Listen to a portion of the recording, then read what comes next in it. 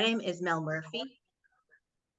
My name is Mel Murphy. I'm going to talk you through managing deep change. And I come across as an agent of change. So my whole life has been full of change.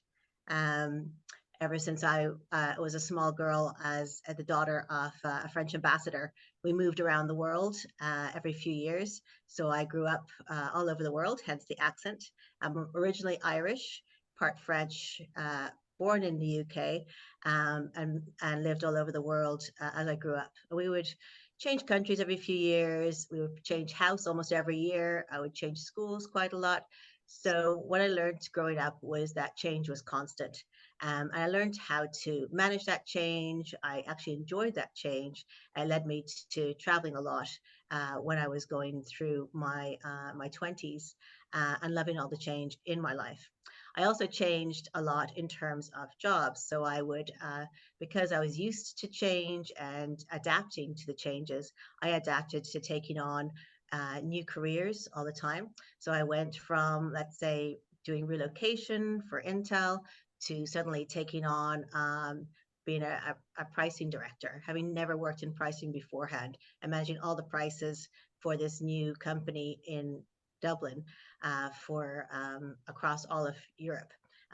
Being in control of price setting, price approvals for all the sales directors, and constantly changing jobs and moving on. But one of the biggest changes that I went through in my life was when my marriage fell apart. So I'd been married for a few years, and unfortunately, uh, it was a coercive control situation that turned into domestic abuse. And one day, TUSLA, which is the child agency here in Ireland, got hold of a recording that I had dialed the police in terms of the day beforehand due to an emergency call because we had been threatened with being killed by my ex-husband. And the next day we had to leave the family home and go into hiding for a few weeks. So that was a huge change in my life and in my young children's lives. They were age only 3 and 1 at the time. So adapting to that change meant that, having all of those changes that had happened in my life allowed me to adapt quite easily to that and to take control of what I could control and move on. And that also impacted my career at the time, impacted where we were going to live. Everything changed during that time. And so, what I want to do is look at my specialty in the corporate world for the last 25 years has been in change management. So at leadership levels, I manage teams through huge changes, changes in the operations, changes in the organization, changes in my team members' lives. And I then adapted that into going into divorce coaching after my own very difficult divorce. So I trained as a divorce coach internationally. And then I helped set up the Divorce Coaching Academy with Sue and Tom. So I'm co-owner of the Divorce Coaching Academy. I was also the first divorce coach in Ireland. I've been very actively campaigning for divorce coaches here, working with the Family Law Association, working with the Law Society in Ireland, working with the Bar of Ireland, and helping them to understand that divorce coaches are necessary and very supportive for their clients. Drumming the drum in Ireland, banging on the drum in Ireland for divorce coaching here and helping my students over here in Ireland.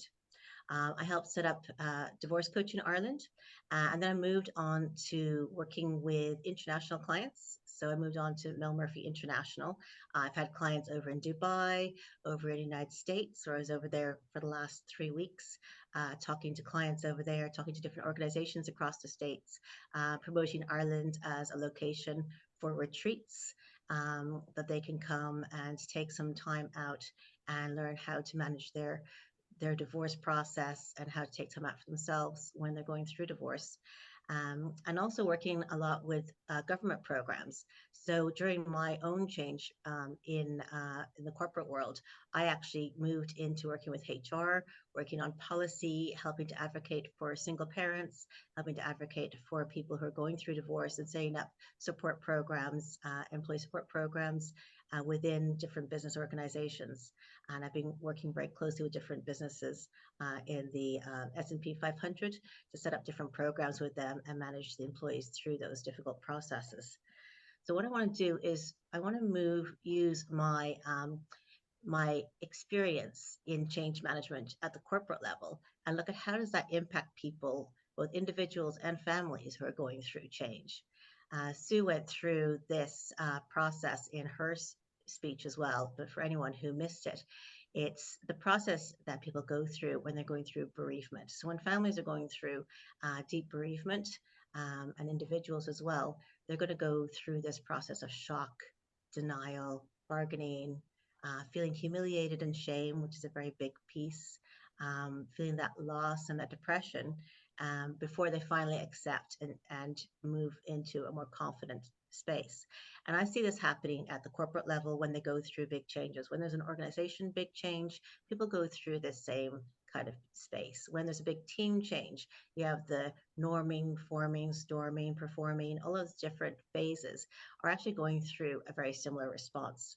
When an individual is going through the loss of a relationship, when they're going through big changes in their life, let's say like if they're being made redundant, they have to move to a new location, or there's big sudden unexpected changes in their life path, in maybe health issues that they're going through or that their family is going through, they all go through this same kind of process of navigating that change. So in my in what I offer in one of my programs, I look at how do you deal with that bereavement or the loss of what you know. Um, and basically, what it is the loss of what you knew towards the fear of the unknown. So, how do you manage that fear? How do you help people to move forward without that fear, or to understand that fear? Because the most important thing is for people to actually have that space to bereave, to feel that loss, and to be able to manage that piece of the process, and to have the support around them as they go through that bereavement. Burying it underneath is not going to help them. So, helping them to understand what's the light at the end of the tunnel, what's in it for me, what can I actually get out of this big change, what could be the silver linings and the positives from this, and where am I going next as I move forward into my new life. As I start to accept this change, where will I move on to next? So, what I do is I take my clients through what I call my big change. And this is usually a 9-week program. I'm just going to go through it at a very high level here. So, if you look through the acronym of change and how to be successful through change, and this can be changes in your corporation, in your family, or your group, or as an individual, it's to communicate openly and often, harness your resources, being adaptive during that process, having goals as to help you navigate through that, and growing and learning as you go through it so that you can evaluate and adjust as you proceed through that change. So, how do you communicate openly and often? So, when I go through big change management in the corporate world, I'm taking them what's called the ProSci process. And one of the biggest parts of that process is to put together a communications plan. How are you going to communicate with everyone in your team, with your stakeholders, with people outside the organization who need to know, like partners, vendors, anyone else, clients? Within families, it's looking at trying to build that communications plan between you as well. If you are navigating this relationship breakdown effectively and more amicably, you can work together as a couple to build that communications plan. How are you going to tell the children? How do you think each child is going to accept this and deal with it? Each child has a different personality, there's different age groups. And I do a very big co-parenting course around this as well, as to how to navigate the relationship breakdown, how to talk to children at different age groups. And I offer mediation for couples as well, so they can put together effective co-parenting plans and effective communication plans. And then for individuals, then it's about how are they going to communicate their relationship breakdown to people outside of their family? Have they already spoken to some family members and some friends? Who do they think is really going to be by their side during this time? And who do they think is going to actually be difficult to talk to about it? And how are they going to explain it to them? People can have different religious values. They can have their own personal values about how a family should look. Friends can get concerned that because this couple is breaking up, it might affect their couple as well. and they can back away. So there could be very different ways that the person wants to communicate. And also, very importantly, throughout the whole process, how is the individual going to communicate with themselves? How can they dig deep in to understand their own emotions? And as we talk about peeling back the onion, and I remember someone saying, make sure you try to have a small onion so there's less peeling to be done. And then the next one is looking at who is going to be in your corner. So looking at who's actually going to help you. And as part of the pro side process of change in businesses, we would look at who are your stakeholders and what's your stakeholder map going to look like? Who is actually going to support you in this change and who's going to be against it? For the people who are against it, then who can help influence those people to make them more for your change or to help block any of their negative proposals against it. And that's the same thing when families are going through change. You may have, let's say, if you have a very difficult ex, their family, it might be very difficult to communicate with that ex, but perhaps their family is friendly with you, or perhaps you're friendly with one of their best friends, or even with their best friends' wives. And like a game of chess, you can help to influence those people so they can help influence your 2BX to be more adaptive and to communicate more openly. So it's all about looking at all those different stakeholders within the family unit who can help support, outside the family unit, within friend groups who can support as well. And as an individual, it's really important to have your tribe next to you. So who is your tribe during this? Who are the close people that you could really confide in, who won't share your plans with maybe a difficult ex? Because it can be very surprising the types of information that get passed on that shouldn't get passed on. So it's around understanding who is there to support you, and also in the community as well. What kind of support mechanisms are out there in the community to help support families? So if children might need some extra support during that time through play therapy or through other means, who's there to support them? Or as an individual, if you need to get some counseling during this very difficult time, who else is there to support you even outside your friend group? So it's important to look at the whole stakeholder map. The next one is then adaptability. So within businesses, we look at how they adapt to those changes. If they're going to go through a big organization change, how can they ensure that their employees are multi-skilled and can adapt to moving those skills across the organization? How do they look out to see what kind of risks are involved, to look at how to mitigate those risks and what could be the issues that might be coming up during that time? And it's the same thing with families, individuals going through change. So if families are going through big changes, you look at, okay, what could be the risks of this change? How are we going to mitigate those risks? What kind of issues could come up? So before you talk to the children, you can think about, okay, for each child, what is going to be that child's biggest concern? What are the risks and concerns and issues for each of those children? And already have some answers in place before you talk to the children.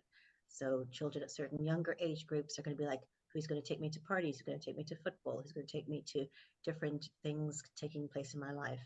For other children, it'll be like, are we going to move? Am I going to change schools? For teenagers, it might be about, oh, what are my friends going to think? This is so embarrassing. What are they going to say to their families? How do I explain it to my friends? And then for older adult children, it might be around, this kind of goes against my values. What is my partner going to think? How is this going to impact my own family? So a lot of those issues can be dealt with and thought about beforehand, so you can mitigate them in advance. For an individual, it'll be about thinking about your own adaptability. How can you be as flexible as possible? If you're looking at any hot buttons that might be pressed by a difficult ex, for example, and thinking about, okay, these are all the different maneuvers that they've done in the past. This is how they've hurt me in the past. These are the buttons they like to press. How can I start to protect myself against that? If it's caused some limiting beliefs in my life, can I go and talk to someone to help remove those so I feel more confident? How can I put in some anchors and get some support and protect myself and feel more confident in front of that person? If, for example, going back to the communication part, the communications are very difficult with that ex, how can you put in place what I call the BIF method? So you keep all your communications brief, informative, friendly, and firm. So all of that adaptability and putting all those risk mitigations in place can really help a person to be prepared for anything that might come their way, and feel more confident as they go through that process. And as a coach, we really support our clients through this. It's a very important piece for them so they feel more confident and more resilient through that change. The other thing is navigating through the whole change with goals. So obviously, if you're in a business and you're going through a big organizational change, you're going to have all the goals. You're going to know what you need to get to. You're going to have your project plan. You're going to have your KPIs and know what you need to meet. And all of that is in place. And you're navigating through that and communicating that constantly. So how do you do that as a family? Do you have any key values as a family that you share? So, as couples, even if the relationship doesn't work, normally they came together as a couple because they had some key values that they shared and that they respected in each other. As they got to know each other, as things changed in their lives, maybe some of the values that were different started um, to to hit against each other, and that's where things started to fall apart. So often we work with couples who look at what are their key values. You do values exercises with them to help them understand where their values are the same. And those are ways that we can create bridges of communication where they have similar values and help to remove some walls. And then understanding where the values are different. And that's where we know that there can be some problems there. So it's helping to understand what those differences are and can they accept them in some way, or are they completely resilient to them, and how do we mitigate that? So having the goals around, okay, I know my values now, I know what I want as an individual, as a couple, here's where we can work together in similar goals, and here's where we're going to be a little bit different and be going our own way. In the same way, you can put together a little family plan around what are our goals for our children if we're going to co-parent. What do we agree on in terms of schooling? What do we agree on in terms of after-school activities? All of those different pieces. And then as an individual, you'll look at your own goals then, and we work with our clients on future focus. How do you move forward? What are your goals for the future? Where do you see yourself in 5, 10 years' time? If you were to go and have coffee with you in 10 years. So imagine you meet yourself, your future self from 10 years in the future. What would your future self say to you now? What kind of advice would they give you? What would be your goals? What is your bucket list? All of those different things. Those activities can be really fun. As individuals, we do these as groups as well in our day retreats and in our 2-day retreats. And we work on all of these activities. And having those goals are really effective for families because it helps build that family plan together and as individuals so they can move forward through the tunnel towards the light, as we like to call it. And then the next one is looking at how to invest in yourself as well. So as a person looking through how can you embrace these changes and move towards the next phase of their life. So in business, we would always look at how do you continuously improve? How can you invest in employee development programs to enhance them? How can you help with the learning and the culture? What is happening in emerging trends that you can help to move towards and find some positivity in the change? What's in it for them? So in the same way, you look at what's in it for the family. Okay, this, if you're going to accept that this change is going to happen, and that is a very big phase of it, then how does this actually impact the family and how can we embrace this and make the most of it? What is the silver lining for it? So maybe you do have to move house.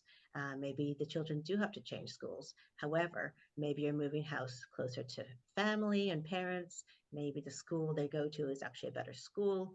Perhaps they were being bullied in the last school and they might make better friends in this school. So it's trying to find out what are the positives that you can start to embrace as part of this change instead of thinking about all the negatives. Again, it's letting go of that fear. What is that real fear that you have? And is it real? And as you change, will that fear of the security really be changed? So if you feel the security of your house, however, you will probably get another home to move to, you will feel secure again in the future. So it's looking at those fears, understanding them, and the base fears are like the Maslow's hierarchy of needs. It's understanding those with the clients and going, okay, how can we create that same feeling of security or that same feeling of freedom is another big one in the new phase of your life. And it's the same with individuals as well, working on the changes and what growth they're going to go through. That whole peeling back the onion piece to refine themselves, a piece of themselves that they've lost, and understanding what that is as part of this change, trying to find the positives from it. And then it's continuously evaluating the progress. And I think this is something that clients often get lost in. And as coaches, we bring them back to this and we go, so how far have you really gone? Look at yourself even a week ago, 2 weeks ago, a month ago, depending on how long you're working with the client, and kind of being a cheerleader for how far they've progressed since the last time we talked or since the beginning of their process. Even if they come to you when they're partway through their divorce process, you look at all the steps you've taken just to get here and all the obstacles you've overcome just to get here. In the business world, we would always do a post-mortem. We'd look back on how things went. We look at, okay, what could we have done better? What went well? What can we do better? And how are we going to continue to continuously improve during that time? And it's the same thing with families. It's really good to have a little stopgap at some point and go, okay, let's just pause here. How have things progressed since the divorce or since the people separated? How is the plan that we have as a family working? Are there any adjustments we need to make? And can we be a bit more flexible with this plan? I mean, life happens. Sometimes people have health issues and they can't take the children, or they have to go away for work and they can't take the children that week, or there's a special family celebration they really want to take the children to. It's not their week with the children, but you need to be flexible for those sort of family changes and life changes. So it's around adapting the family plan, assessing how are the children doing along the way. Some couples will have a quick call once a month. Others will just have, some kind of communication, even over email. Sometimes they'll use a mediator to meet every once in a while, just to touch base and see how the children are doing, to agree. So sometimes mediation can be really helpful during that time. And then as individuals, it's really good either to, get cheerleading from their coach or to meet up with friends every once in a while. They haven't met a friend for a while. It's actually that friend that can hold a mirror up and say, hey, look, this is where you were last time I talked to you, and this is where you are now. It's amazing to see the changes that are happening. And this is really encouraging for the clients as they're going through these difficult processes, just to kind of have that cheerleading, to pat themselves on the back a little bit and go, okay, we're getting there. We might not be at the end of the tunnel just yet, but we're slowly making our way through it. We can see the light getting brighter and we will make it there. And that's really important to have that in place for the clients, for families, and for businesses as they continue on that journey. So I hope you enjoyed that. That was looking at how does big life changes impact corporations, and how do we use that to help us understand businesses and individuals as they're going through big life changes. The biggest life change is often divorce. And so adapting that to the divorce journey is really important for families, couples, and individuals. I am putting on an amazing one-day retreat coming up on the 25th of May with my colleague Aoife Gaffney, who's going to be presenting tomorrow. She's a finance expert. So if anyone is interested in joining us, it is in Ireland. It's in the beautiful Wicklow Mountains in Ireland. And if you want to stay for longer, there are special rates for staying on and enjoying that beautiful part of Ireland. So it's for anyone facing, big challenges, big transitions in their lives. It doesn't have to necessarily just be divorce. It can also be big career changes. If they're just stuck and they know they want to make a change in their life, they're not sure which direction to go in. And especially if they need some support in terms of becoming more financially free during that time, we have all that support for you all in one day. So the QR code is below if anyone is interested in joining us. If you're coming from the UK, it's a lovely time of year to be in Ireland. And if you're anywhere else in Ireland, do come over this way because Wicklow is lovely. And so I just wanted to leave you with this quote from Maya Angelou. Is my mission in life is not merely to survive, but to thrive, and to do so with some passion, some compassion, some humor, and some style. And this is what we want to work with our clients, is we don't want them to just survive through divorce. We want them to thrive afterwards. So we work with them to look at how do we make them own and feel more adaptable in this change, and to own their future and feel more in control of their lives. And I think that quote at the bottom, do the best you can until you know better. And when you know better, you do better. And that's all about taking those little steps along the way as you understand, and continuously improving and changing your life. And one of the biggest difficulties is going to be people's mindset and their limiting beliefs during this time. So working with a coach really helps them to have a mirror up to their face, to understand the limiting beliefs and to help them get past those so they can move towards the next phase of their lives. So I just wanted to say thank you very much, everyone. And if you have any questions, I'm happy to help answer those.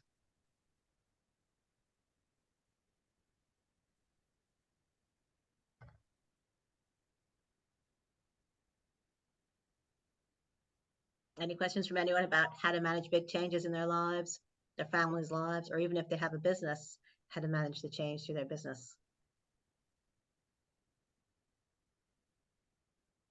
Okay, well, you can reach out to me if you want to privately. I know people are sometimes very shy to share. And so you can reach me at Mel Murphy International. If you have any questions, just send me an email, and it can be about anything, any change related issues in your life. And thanks for attending today. We really appreciate it. And thanks for everyone who's presenting. There's some amazing presentations today and tomorrow. And I'm really looking forward to hearing everyone's presentation. Thanks, Mel.